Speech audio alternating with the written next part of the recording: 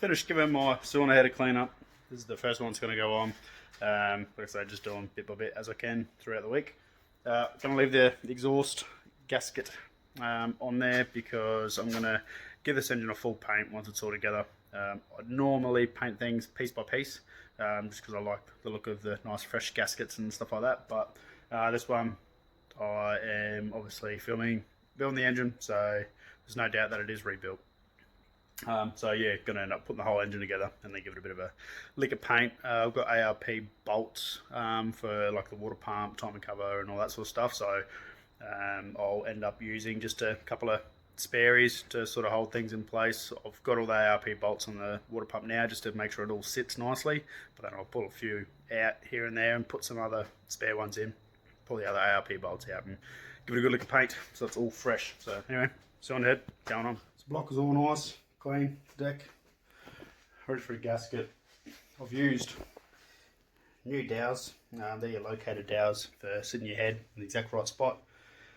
They're actually pretty cheap off eBay, so I'll just put new ones on rather than trying to use the old dirty ones. Cylinder head clean, gasket set here. Not much tips to really go. Everyone should sort of know that. Oh, where are we? This is front. On that gasket, it obviously means go to the front. That is because the same gasket needs to work at that hole there. There is another spot there where the gasket won't go, so that's why the opening has to go at the opening. Some people put them on backwards and the opening goes at the back, blocks off that port, and they get hot. So anyway, let's get into it.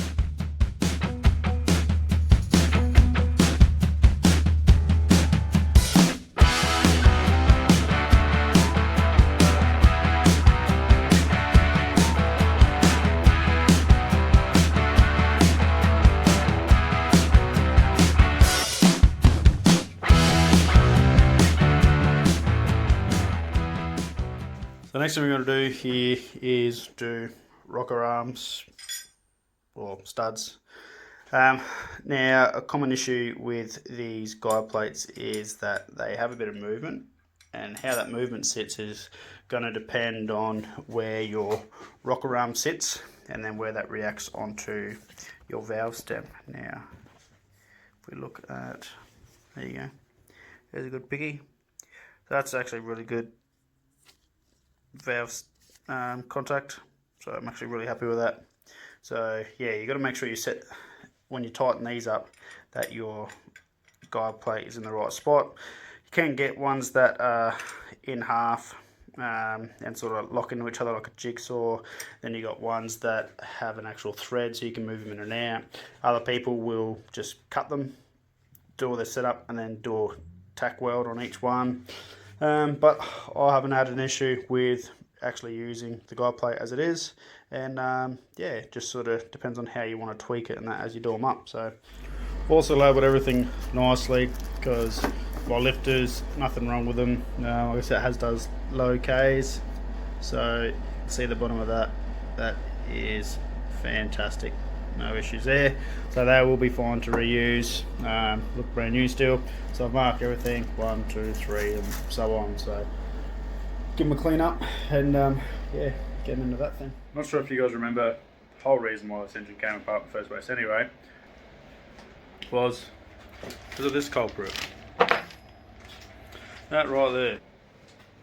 So I had bagged all the other ones in their locations, number one intake, but what we're going to do with that is in the bin. That one too, in the bin. With that all set, I'm going to throw, I'm not even going to bother with it. And over here we have a nice new box with, oh, there we go, with pretties, stickers, and yeah, much nicer.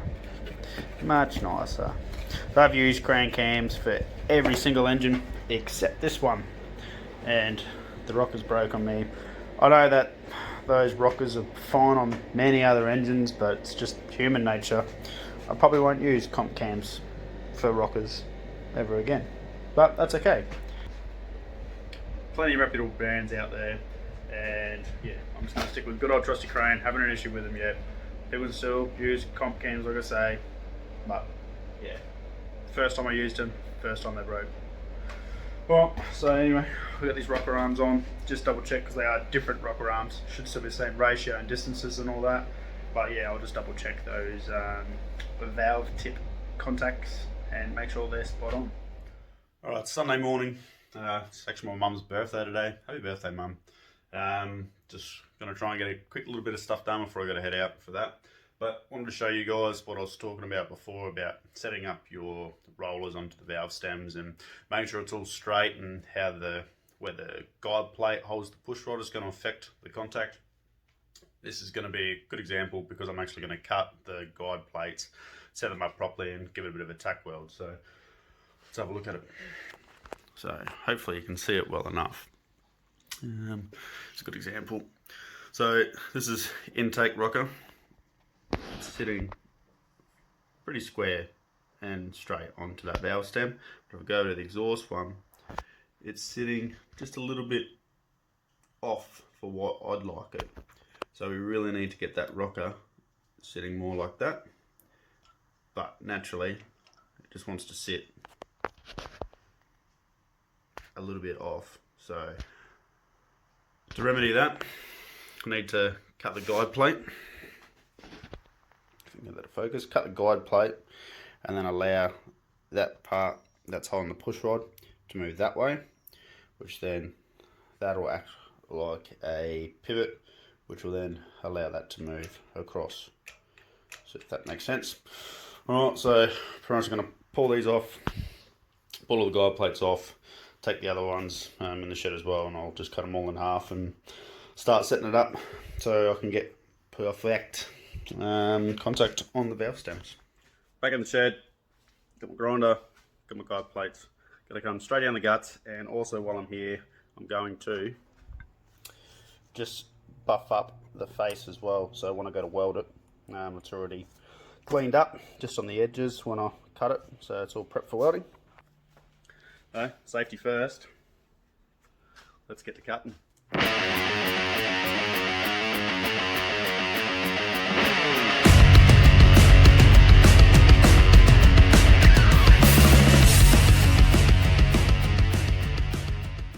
So I've got them all sitting in place now. What I'll end up doing, because I still don't have the other cylinder head on and intake manifold, is I'll dummy them up, set them up, so I'm happy with it.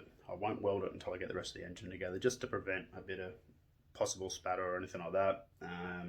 Even in around the cylinder head, I'll put plenty of rags and that to stop crap from going in. But yeah, on the valley and stuff like that, you better have the intake manifold on, all sealed up.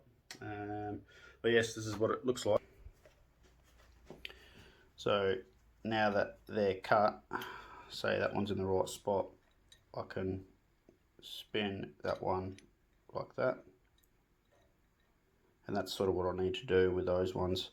So if you think of a straight line from the push rod to the valve stem, this is how you want your rocker. Originally it was like that. So from the push rod through to the rocker stud, it was offset. So I'll be able to twist that a little bit and then get a dead straight line between them. And then with that, should be happy days and no issues with the valve train. So right, I'll keep going on with the rest of the stuff. Fast forward a little bit more, just about got it all buttoned up. Now, there's a little bit of stuff. I was sort of in the afternoons after work trying to get this done, so there's a bit of filming not done, but basically cylinder heads are on. I've got intake manifold on. Only real tip I'm really going to give with the intake manifold is that if you've had machine work done, like the heads have been skimmed and the block's been decked and that, it will lower the heads down, so it will change the V a little bit. So you just want to make sure that you put the intake manifold on first and check your bolt holes and make sure that your bolts go in before you get your silicon out and stuff like that. Yeah, because it does change where the ports line up on the V. So that's one thing to check. Secondly, the cork gaskets, get them, throw them over your shoulder, don't worry about them. I do 2 beads of silicon, and as you can see there, it sort of seals up that fairly well. And if we go to the back side, you can see that alright. But yeah, now I can go back over it just with a Stanley blade and just trim that front one just to make it a little bit more pleasing to the eye, I suppose you say. Doesn't look that bad, but generally I just do one run first and then give it maybe a couple of minutes. That's when I put the gaskets on and get them all set. And then sort of, yeah, we'll brake clean the manifold and get that ready too. And by that time, yeah, I'd run the second run on the silicone bead and yeah, sort of double high.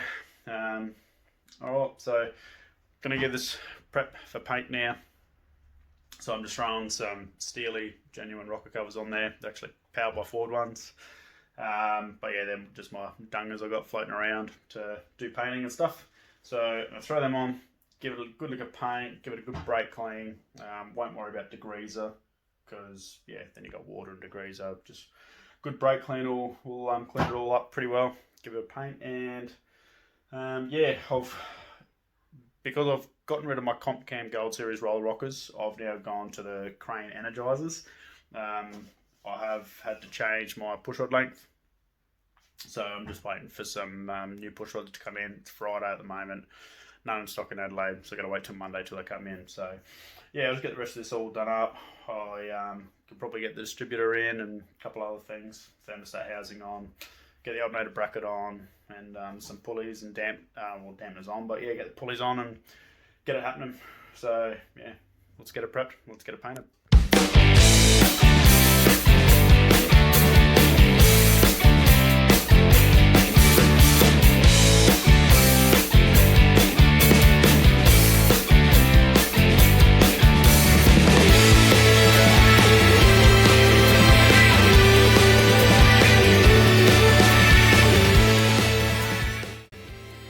Using a little trick again with the grease when you want to paint something.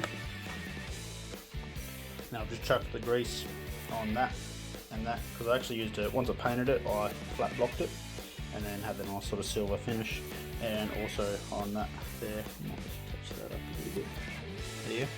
So then once it's all painted I can yeah, just come across with a rag, wipe it off, and happy days.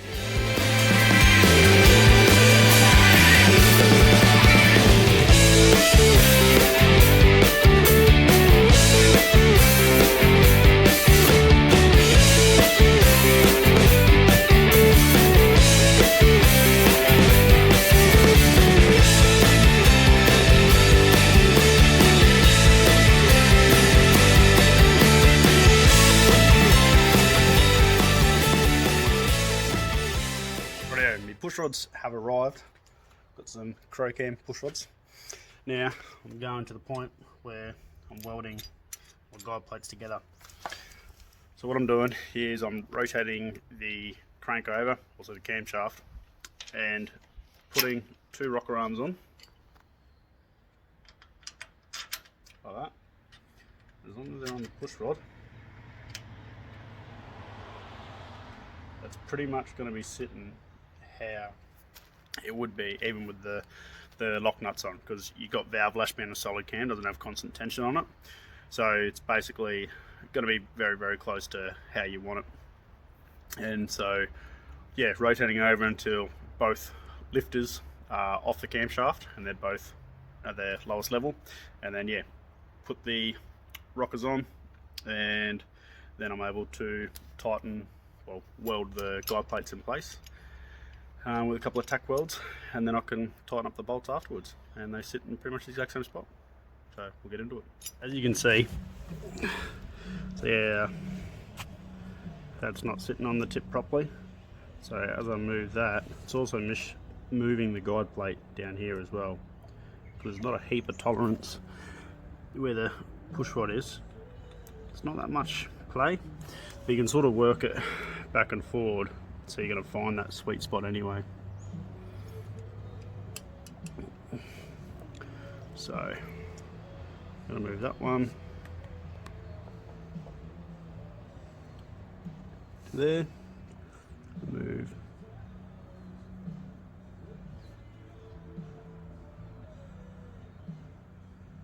that one to there. So you can see they're sitting pretty square now. And there's my guide plate there.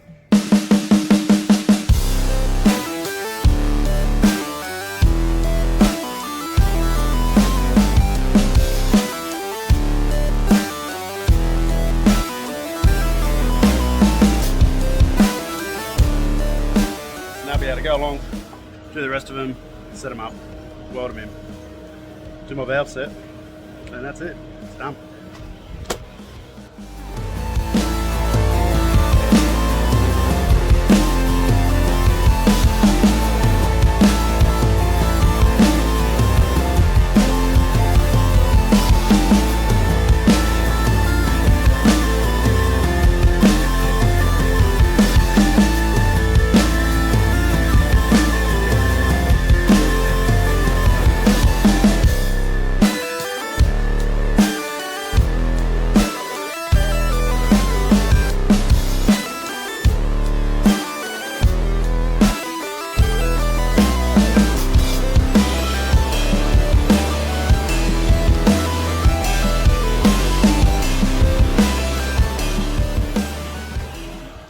All done and dusted.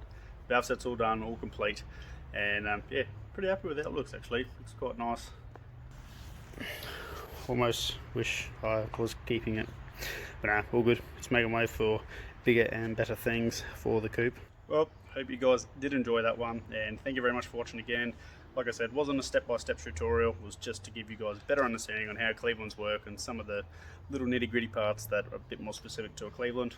But yeah, in the meantime, happy building, and we'll catch you next time. Cheers, guys.